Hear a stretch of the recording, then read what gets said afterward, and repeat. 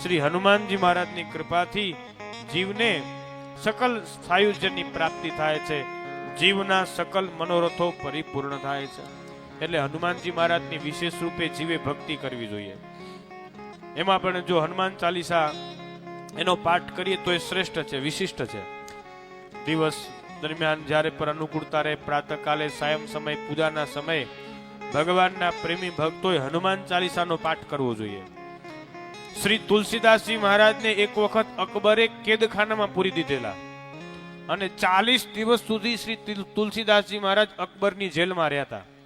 અને આ 40 દિવસ દરમિયાન શ્રી તુલસીદાસજી મહારાજે હનુમાનજી મહારાજની પ્રાર્થના કરી અને એક ચોપાઈની રચના કરી હનુમાનજી મહારાજના દિવ્ય ઐશ્વર્યનું વર્ણન કરતા કરતા 40 દિવસ આ રીતે હનુમાનજી મહારાજની પ્રાર્થના કરી. પરિણામે 40મા દિવસે શ્રી તુલસીદાસજી મહારાજ એ અકબરની કેદમાંથી મુક્ત થયા. 40 લીટીઓ છે હનુમાન ચાલીસાની, જેની રચના શ્રી તુલસીદાસ મહારાજે કરી છે. હનુમાન ચાલીસા છે એ બહુ શક્તિશાળી છે. અમેરિકામાં ઓક્સફર્ડ યુનિવર્સિટીના એક પ્રોફેસર થયા, પ્રોફેસર ડાયના, પોતે સ્ત્રી હતા અને એમણે એક સંશોધન કર્યું, દર્શન એવું એક આખું પુસ્તક લખ્યું છે. વિદેશી લોકો આપણા ધર્મથી કેટલા બધા આકર્ષિત થાય છે.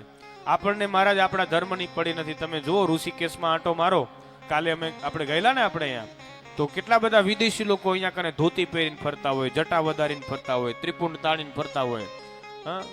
યોગ, ધ્યાન, ધારણા, સમાધિ સનાતન ધર્મથી આવિર્ભૂત થઈ આપણા ધર્મને ઓળખવા, જાણવા, પહેચાનવા માટે થઈ અહીંયા વસવાટ કરે છે. તો એ વિદેશી છે પ્રોફેસર ડાયના, એમણે એક સંશોધન કર્યું સનાતન ધર્મ ઉપર, બધા મંત્રો ઉપર, દેવ મૂર્તિ ઉપર. તો કોઈ પણ દેવની મૂર્તિ છે એનું તેજ કઈ રીતે વધે, એમણે એ રીતે સંશોધન કર્યું કે આપણા ગામમાં તે હનુમાનજીનું મંદિર હોય, પણ આપણા ગામના હનુમાનજીના મંદિરની જે મૂર્તિ હોય ને એનું તેજ ઓછું હોય, પરંતુ જે પ્રસિદ્ધ ધામ હોય, જેમ કે સાળંગપુરમાં હનુમાનજી છે, અથવા તો અન્ય કોઈ પણ જે મોટું હનુમાનજીનું સ્થાન હોય જ્યાં હજારો લાખો ભક્તો જતા હોય, હજારો લાખો લોકો ત્યાં હનુમાનજીના દર્શન કરતા હોય, તો એ મૂર્તિનું તેજ વધારે હોય. કેમ? તો આપણા ગામમાં જે હનુમાનજીનું મંદિર હોય ને ત્યાં દર્શન કરવા વાળા લોકો કેટલા હોય? થોડા ગણ્યા ગાંઠ્યા સંયમિત લોકો હોય. તો આવા ગણ્યા ગાંઠ્યા લોકોની ભક્તિ ત્યાં સ્થિર થયેલી હોય. જ્યારે કોઈક બહુ મોટું ધામ હોય ને ત્યાં અસંખ્ય લાખો લોકો આવતા હોય, લાખો લોકોની શ્રદ્ધા ત્યાં એકત્રિત થતી હોય, લાખો લોકો દ્વારા ભજન થાય એટલે એ જગ્યાનું તેજ છે તેજ વધે.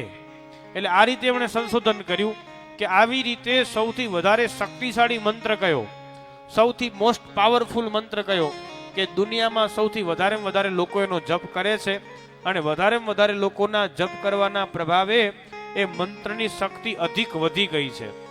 તો એણે આવી રીતે સંશોધન કર્યું છે પુસ્તકમાં. એમાં સૌથી પહેલો નંબર એમણે આપ્યો છે ગાયત્રી મંત્રને. ગાયત્રી મંત્ર છે સૌથી શક્તિશાળી છે. પહેલો નંબર ગાયત્રી મંત્રને આપ્યો અને બીજો નંબર ખબર કોને આપ્યો? બીજો નંબર એમણે આપ્યો છે હનુમાન ચાલીસાને. હનુમાન ચાલીસા છે એ બહુ જ શક્તિશાળી છે, બહુ પાવરફુલ છે. શ્રદ્ધાથી શ્રી હનુમાન ચાલીસાનો જીવ પાઠ કરે ને તો પણ એના સકલ મનોરથો છે એ પરિપૂર્ણ થાય છે. એટલે નિષ્ઠાપૂર્વક જો 100 પાઠ કરે કોઈ, છૂટહી બંદી મહાસુખ હોય. 100 એટલે 100 વખત તમે હનુમાન ચાલીસાનો પાઠ કરો, એટલે 100 વખત હનુમાન ચાલીસાનો પાઠ કરવા માત્રથી જ છૂટહી બંદી મહાસુખ હોય, મહાસુખની જીવને પ્રાપ્તિ થાય. આપણા ગુજરાતમાં બહુ જ પ્રસિદ્ધ એક લોક સાહિત્યકાર થઈ ગયા ઈશ્વરદાન ગઢવી. એ ઈશ્વરદાન ગઢવીના દીકરી છે ને બહુ બીમાર હતા અને ડોક્ટરે પણ હાથ ઊંચા કરી લીધેલા. લગભગ મેં એમના મુખેથી જ સાંભળેલી વાત છે. અમારે લલિયાણાની બાજુમાં જંગી ગામ છે, ત્યાં જંગી ગામમાં એમનો કાર્યક્રમ હતો અમારા એક સ્નેહી ને ત્યાં. તો ત્યાં એ આવેલા આપણે ઠાકર કરી ઠીક પ્રેમજી મહારાજ છે ને, પ્રેમજી મહારાજના ઘરે કાર્યક્રમ હતો. એમના માતાનું અવસાન થયેલું તે સમયે. તો ત્યાં ઈશ્વરદાનજી આવેલા અને ઈશ્વરદાનજી પોતે એમના મુખેથી બોલેલા કે મારી દીકરી છે બહુ બીમાર હતી, ડોક્ટરોએ છે આશા છોડી દીધેલી અને કોઈ રસ્તો સૂચતો નહોતો. ત્યારે કોઈક વ્યક્તિ મને કીધું કે તમે હનુમાન ચાલીસાનો પાઠ કરો, હનુમાન ચાલીસાનું પારાયણ કરો એટલે હનુમાનજીની કૃપાથી તમારું કાર્ય સિદ્ધ થશે. એટલે તે સમયે ઈશ્વરદાનજીએ એ કવિરાજે પોતાની દીકરીના આરોગ્ય માટે થઈ અને 1000 વખત હનુમાન ચાલીસાનું અનુષ્ઠાન કર્યું, 1000 હનુમાન ચાલીસાનું પારાયણ. અને હનુમાનજી મહારાજની એવી કૃપા થઈ કે એમની દીકરીની બીમારી છે એ દૂર થઈ ગઈ અને એમને આરોગ્ય છે પ્રાપ્ત થયું. પછી તેમણે કહ્યું કે મારી દીકરી અત્યારે કોલેજમાં ભણે છે ને સારું છે બધું. અને ત્યારથી પછી એમને હનુમાનજી પ્રત્યે વિશેષ શ્રદ્ધા દ્રઢ થઈ અને પછી તેમણે હનુમાનજી મહારાજનો આખો મહિમા ગાતો એક કાર્યક્રમ છે એ રજૂ કર્યો કે જેમાં હનુમાનજી મહારાજના દિવ્ય યશનું વર્ણન છે. અને આખી અલગ ઢાળમાં હનુમાન ચાલીસા એમણે ગાઈ. આપણા ગુજરાતમાં બહુ પ્રસિદ્ધ છે એ શૈલીમાં એમના દ્વારા ગવાયેલી હનુમાન ચાલીસા. એટલે એમણે 1000 વખત હનુમાન ચાલીસાનું પારાયણ કરી અને બીમારીને દૂર કરવાનો પ્રયોગ છે પ્રયોગ કરેલો. કહેવાનું તાત્પર્ય કે આ રીતે શ્રદ્ધાથી નિષ્ઠાથી હનુમાન ચાલીસાનું પાઠ હનુમાન ચાલીસાનું પારાયણ કરવામાં આવે તો એ અતિ ઉત્તમ છે, શ્રેષ્ઠ છે.